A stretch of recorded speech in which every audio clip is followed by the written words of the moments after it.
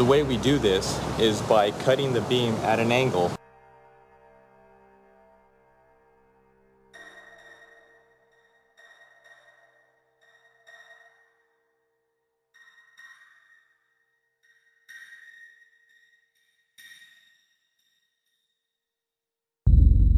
I started looking at the molten metal.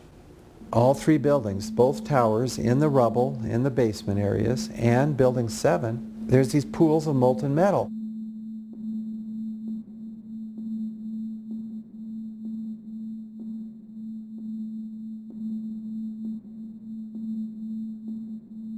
You'd get down below and you'd see molten steel running down the channel rails, like you're in a foundry.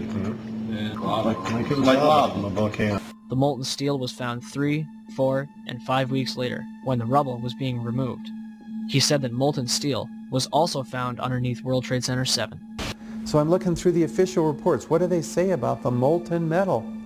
They say nothing. But wait a minute. This is important evidence. So where did that come from? Thermite is so hot that it'll just cut through steel, through structural steel, for example, like a knife through butter. The products are molten iron and aluminum oxide, which goes off primarily as a dust. You know those enormous dust clouds? You can imagine when you assemble these chemicals on a large scale.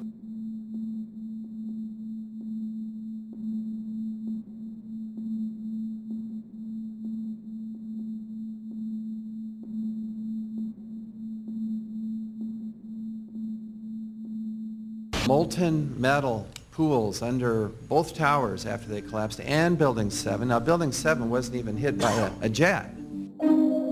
Part of the problem is that most people simply don't know much about Building 7 due to the extraordinary secrecy surrounding this collapse. And this was a 47-story skyscraper. This building fell at 5:25. It was not hit by a plane.